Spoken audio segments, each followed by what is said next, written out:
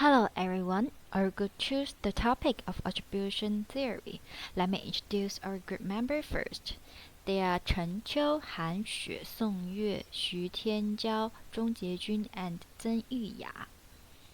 We are going to talk about the attribution theory from 4 parts. The first part is history of attribution theory. The second is content of attribution theory. The third is application in education. The last one is a case analysis. Before we begin, let's do a one-up game together first. You can input this website and this code, and you will find a question. How do you evaluate your college entrance examination results?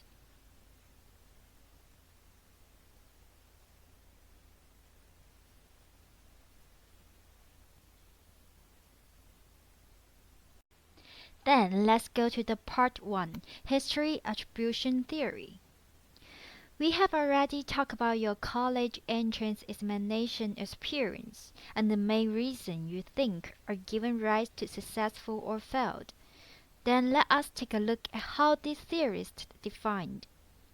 It was Heider who first proposed the concept of attribution theory. He believed that people's attribution usually tends to be both internal and external. Based on Heider, John and Davis proposed factors that influence attribution in 3 aspects. Later, Kelly explained that when people are self-attributing, it is easy to distinguish between favoring themselves and vice versa. As for Weiner, he is constantly reshaping, correcting, and summarizing the attribution theory into 4 categories, and refining them into many small influencing factors. Now let's move on to part 2, the content of attribution theory. Here is the map of it. You can see 4 factors in the map. Attribution is the process of searching causes for a certain result, and it has impact on people's future behavior. As I introduced, Heider laid the foundation in attribution theory. So what did he explain about the map? As to the result, Heider said people want to find out the cause of one's behavior, so the result mainly means behavior. And Heider categorized causes into 2 main aspects, internal and external. Internal means factor related to the factor itself, including personality, characteristics, traits, moods, ability, effort, and so on. It is also called dispositional attribution. And external means the factor in the environment, like social pressures, social norms, cultural rules, and so on. This is also called situational attribution. The process from results to causes. Heider suggested 2 basic principles. The first one is called variation. People explain the behavior by control certain variation and see the different results. It was expanded by Harold Kelly, so we will discuss it later. The second one is exclusion principle. If a certain cause can explain the result, then we can exclude the other reasons. Heider also pointed out the way people do attribution will affect the way people behave in the future. The detailed impacts will be discussed later. Later on, Edward and his colleagues did research emphasizing on the process. It is called correspondent inference. They stated that when people make inferences for behavior, they tend to reveal the context of the behavior. And there are 3 prerequisites of internal contribution. The first one is the actors are free of choice. Then the action is unexpected in society, and the efforts of the behavior is different from common ones. Then, while came into the stage, he demanded research. Finally, he found the 3-dimensional model. His study is emphasized on the achievement results, that is to find explanation for success and failure. You can see in the graph. He said there are three dimensions of the character of the courses: the locus of causality, internal and external. It seemed quite like the findings of Hyder. The second dimension is stability, if the factor is stable in different occasions. For example, the ability is relatively stable in short term, and the effort is not stable. The third dimension is controllability. It means whether the factor can be controlled by the actor. Effort is something one can control in different texts, and luck or ability cannot be controlled. Weiner also suggested that the different kinds of courses attributed will have different impacts. The different locus of a causality influences emotional response to the outcome of the text. If people make internal inference, they would value the text and the result. Besides, the stability of the factor influences individuals' expectancy about their future. For example, if the success attribute to a stable explanation, he or she will expect to try again this kind of text to get more success. By contrast, if a value is attributed to a stable character, the actor is less likely to try again, so we should avoid this kind of attribution. Next one is that the controllability of the course is related with individuals' persistence. Attribute to a controllable factor will lead to persistence when people facing challenges. It is also something related to self-efficacy, which we will discuss in following session. So, Weiner has contributed a lot to the attribution theory, especially achievement domain. We should pay more attention to his theory. It is useful in our educational industry. Then, Kelly makes his correlation model based on the Hyder's correlation principle in process of attribution. He assumed that people make causal attribution in a rational, logical fashion. His model is aimed to find out the driving factor for a certain event. He assigned the causes into three categories: stimuli, actor, and the occasion. For example, if Tom failed in an exam, we can think that the difficulty of the exam is the stimuli. Tom's ability is related to the actor, and the pressures will be seen as the occasions. Then look at the table at the top. We can control the variation in actor and occasion. See if the stimuli is changed, what will happen. In the example, if in other exams Tom also failed, stimuli is not the cause. And if Tom can succeed in other texts, the difficulties of the text may be the cause in this case. The information is called distinctiveness. Then the same method. When control the variation in stimulate and occasion, see if actor itself changes, what will happen. This kind of information is called consensus. When we control the stimulate and actor change the occasion, then the information is consistency. We can see if the occasion is the factor attributed to the event. This kind of attribution is rational and systematic, but some psychologists consider it is too idealistic. Combine all these theories, we can get some ideas to do attribution, and we also know that different attribution would lead to different behavior in the future. However, many psychologists have pointed out some bias and errors in attribution.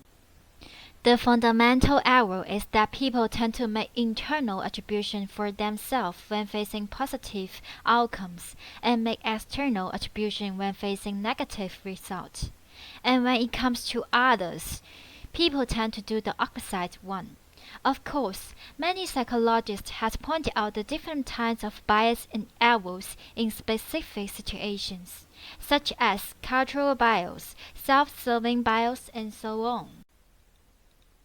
Actually, people make these bias and errors most because of self-esteem, self-protection, self-image, and self-defensiveness. So, in addition to the fundamental attribution error, there are some exceptions.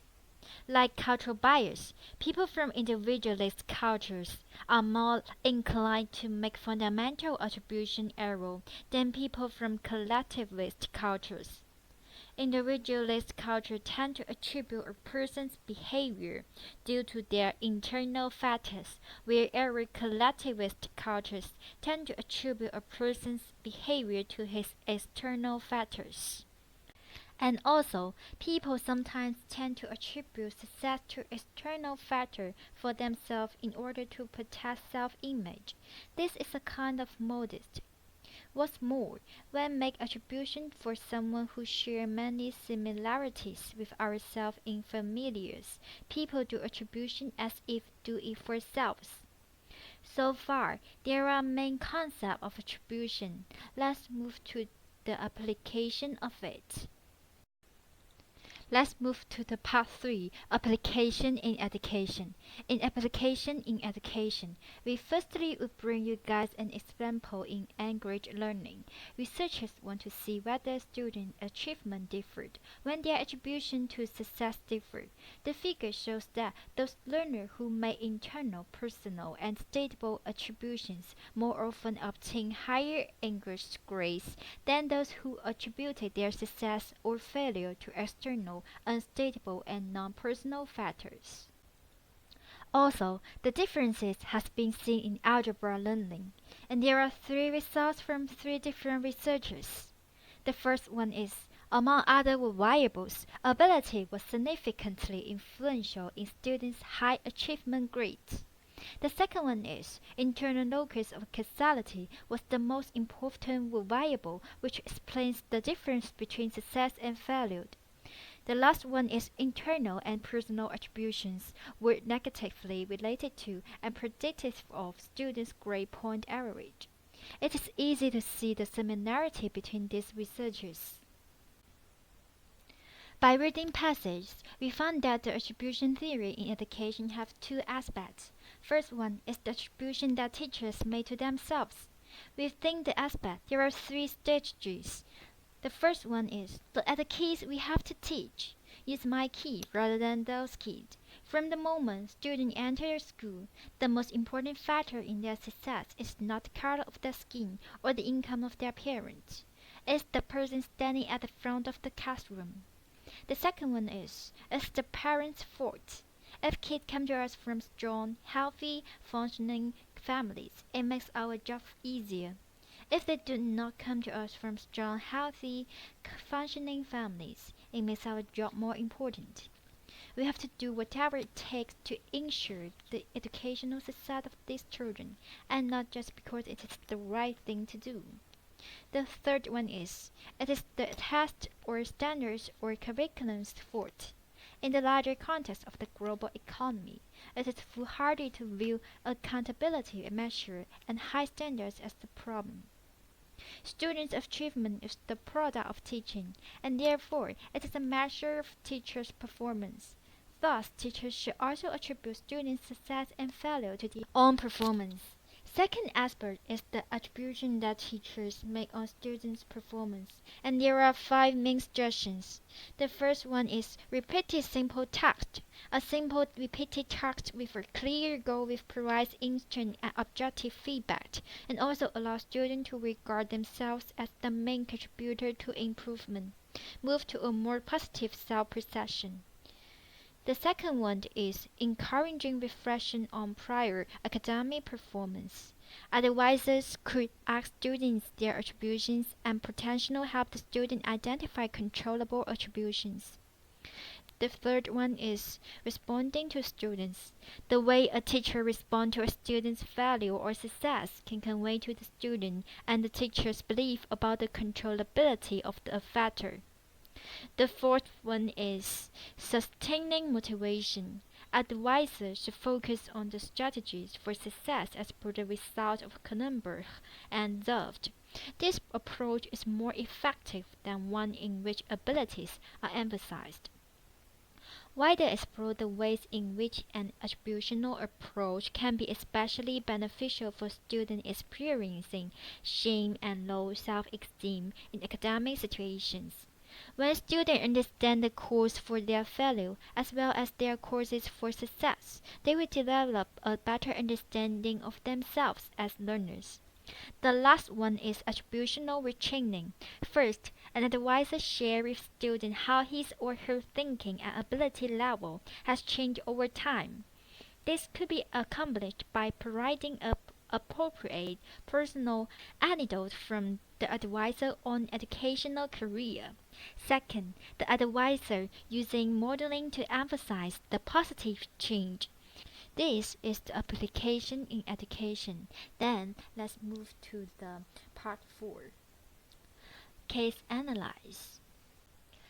Let's watch a video together and analyze the case with the attribution theory. 我跟他谈，好吗？高老师给我们打电话了，这成绩，我们也都知道。妈妈一定会生气的。没有，妈妈没生气，真的。妈妈跟我说了，说朵朵这次本来身体就不好，能考成这样，她已经是不容易了，已经尽力了。朵朵表现还是挺不错的。你就别费劲找词儿夸我了。你知道我这次考得特别差。朵朵，爸，我跟你讲啊，这个学习成绩吧，它都是螺旋式上升，知道吧？每次你一退步的时候，就是为下一次进步在蓄力呢。而且啊，不管你考的分数是多少，只要你尽力了，知道吗？爸爸妈妈都能接受。好，乖乖。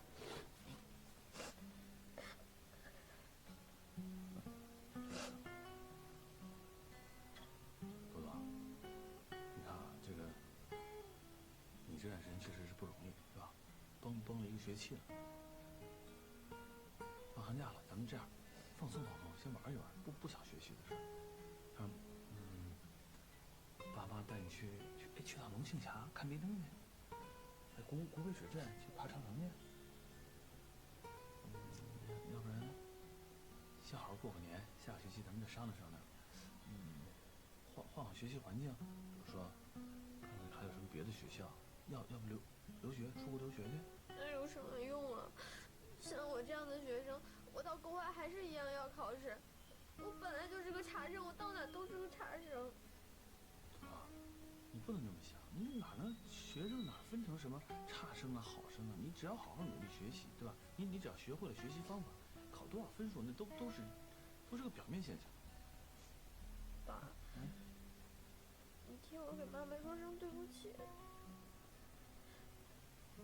寒假，如果你们有什么补习班的话，就都给我报上吧。我不过年了，我也不过假期了，我就加班加点，我把我成绩给赶回去。好，好的，朵朵。我就是觉得特别对不起你们。没事。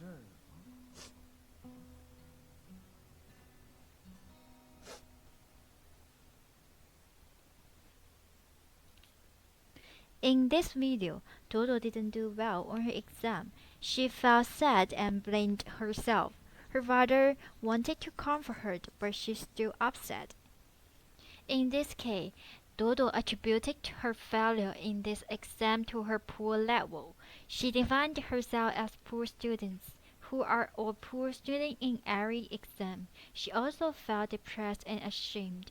It belongs to uncontrollable, negative, and stable internal attribution.